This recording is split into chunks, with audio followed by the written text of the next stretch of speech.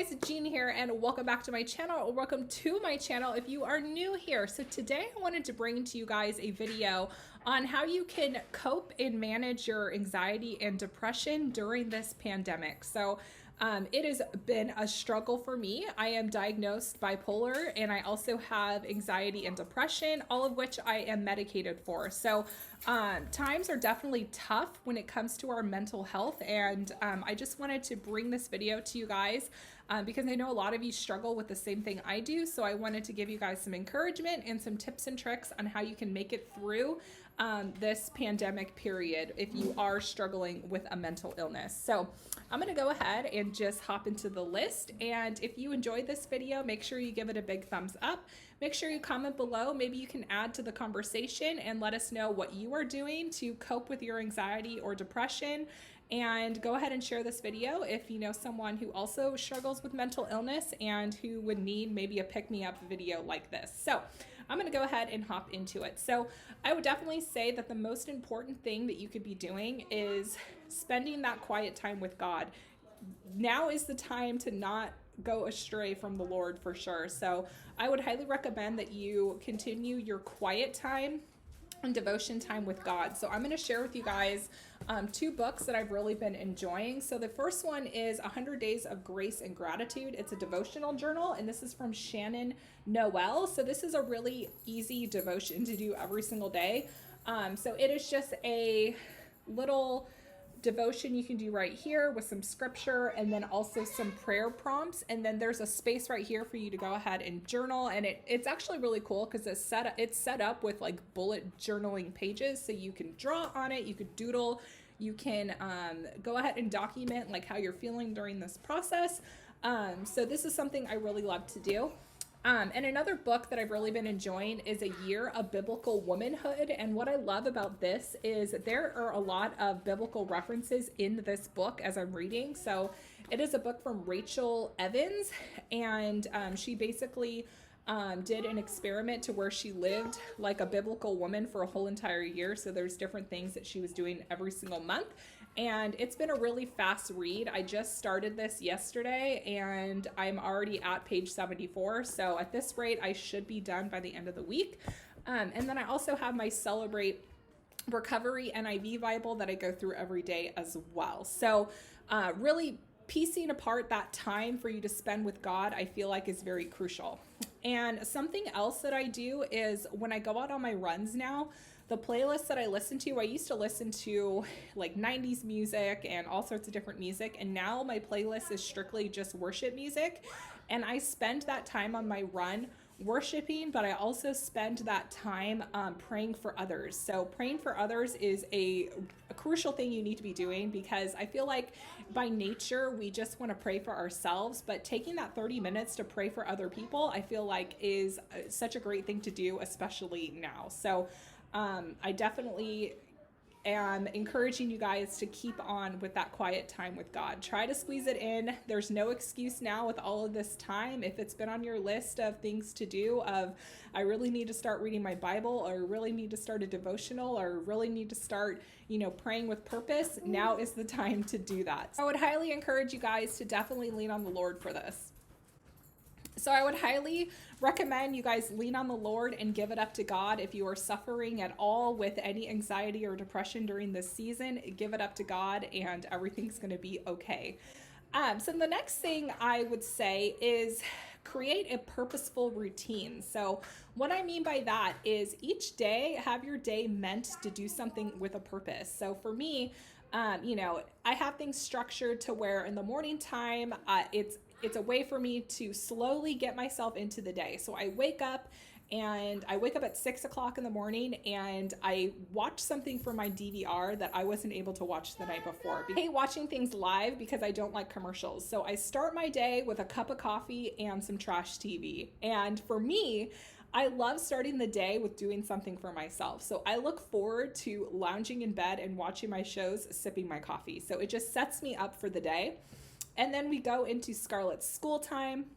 So I try to be as purposeful with this as possible. I go at her speed and I ask her, what do you want to learn today? Her school has a packet that they gave her, but I also want to get from her, like, what do you want to do today? So I try to get her involved as much as possible.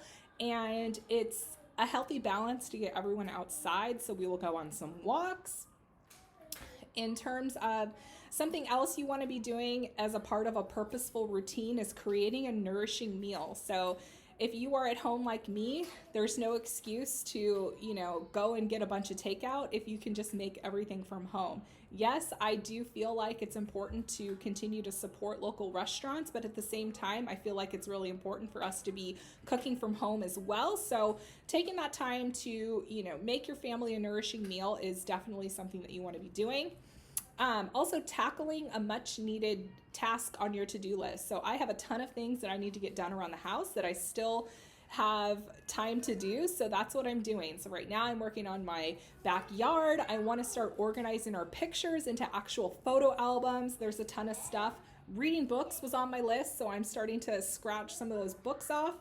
And something else that I do, as part of my purposeful routine is continuing to spend that time with Chris. Chris and I still doing those at-home date nights. Chris and I still enjoying a good movie together and laughing together and connecting and talking and seeing how our day is going. So that has definitely been helpful of trying to, keep my old routine as normal as possible. So the next thing I want to suggest to you guys is if you do take medication for anxiety and or depression, do not let your meds go too low. So my local Kaiser, they have closed a lot of our Kaisers closest to me. And the closest Kaiser to me is the hospital, and I do not want to step foot into a hospital if I don't have to. I do not want to step foot into a hospital unless I'm like close to dying. So what I would suggest to you guys is if you have an option to order your prescriptions online and have them mailed to you, I would highly suggest you do that, and don't let your medications go to like the last dosage because you don't know how long it's going to take for them to be filled. You don't know like what the closest pharmacy is open to you or if your provider is taking emails. So don't let your medication run low.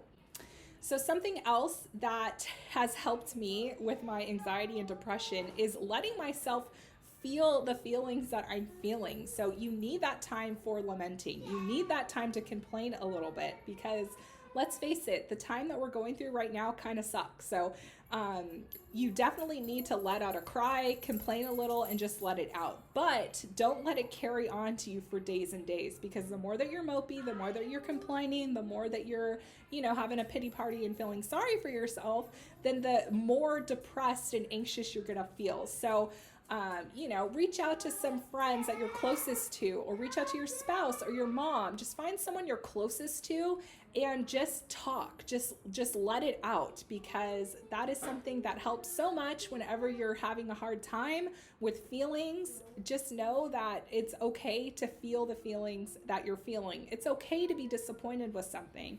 It's okay to feel sad about something right now. It's okay to have those feelings. So I would highly recommend you just feel those feelings. And if you don't have anyone to lament to, my email and my Instagram is linked below for you guys. If you guys want to go ahead and complain to me, I am all ears. So feel free to reach out anytime you want to. Something else that's really important if you're dealing with anxiety and or depression is getting a good self-care routine down. I'm telling you guys, this may sound so elementary and basic, but you guys, there is a huge difference between how you feel if you've, showered and taken care of yourself versus not. So in terms of self-care, I mean, get in the shower, do your hair, get a little makeup, get dressed. Even if you're wearing activewear, like that's what I'm wearing right now. I'm just wearing some activewear, a sports bra, and some leggings. So I put a little scarf in my hair, slapped on a little bit of makeup, and I feel so much better than I did the day before when I didn't do anything with myself and I was roaming around the clothes that I slept in the night before. So just know that it's all gonna be okay. Establishing a really good self-care routine is a really good idea, and also add some fun things into it. Now that we can't go to the salon, we can't get our hair done, we can't get our facials or whatever it is that you're looking forward to, I mean, you could do that stuff at home. Like I have a face mask that I went ahead and did last night from Number 7. You could do your own nails. You can get a gel manicure set from Amazon. That's something you can do. You could maybe do like a fun temporary hair color. Like now's the time. If you've ever wanted to have like turquoise hair, do it in your house. And if it's, get one that's like a washout after like a week or something. Do something fun with your hair. Just be careful when it comes to like at-home cut jobs. I wouldn't recommend those unless you really know what you're doing. But you could try doing that. You could do a little like spa night with your daughter. You could do nails. You could do, you know, little makeovers. You could do hair masks. There's so many things you can do in home that will make you feel like you just went to the salon. So there are tons of DIYs that you can do at home. Another thing that's really helpful if you are struggling with depression and anxiety during this time is to remember that you can stay connected through different avenues. So you can FaceTime, you can do you know, phone calls, you can text, you can do instant messengers, you could do, I don't know, DMs on Instagram, whatever it is. You could stay up to date with your favorite content creators, follow their stories on Instagram, follow their videos. There's so many different avenues you guys can do to stay connected. You could write someone a letter in the mail, have a pen pal, whatever it is. There's tons of ways to stay connected. You can do Zoom meetings with your small group or your church group. I just did a live last night and talked with you guys, and that was really fun. So I think I might hop on and do that again next Monday. So let me know in the comments if you would like to do that. And I will plan to go live next Monday.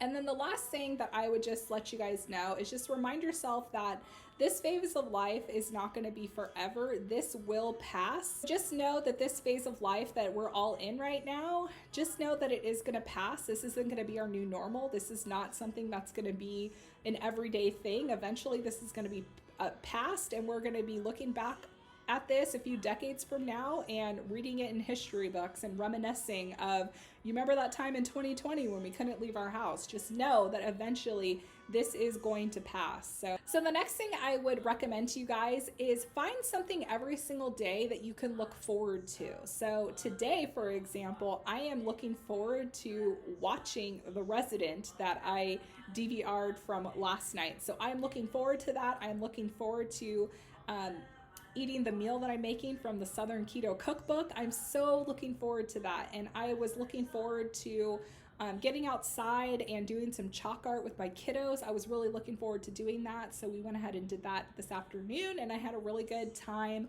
playing Play-Doh outside with them and doing a little sidewalk chalk. So that makes me excited. Tomorrow I am redoing my closet in terms of organizing it. So I am super excited about that because I love organizing things. So I have something to look forward to tomorrow. I get my car back tomorrow. I was in a car accident in January, so I thought now is the time to get the repairs done. So tomorrow I get my old car back, and I'm going to be excited to then do a deep clean of the car tomorrow. So every single day have something you are looking forward to doing, and it'll make every day more special if you have something written down that you're looking forward to doing. Another book that I would like to recommend to you guys, I'm going to leave all of the books that I mentioned below. But I'm also reading this book. It's called Anxious by Amy Simpson, and this is a really good book. It says we lose sleep, we lose our appetite, we bite our nails, we are restless, and yet we are paralyzed.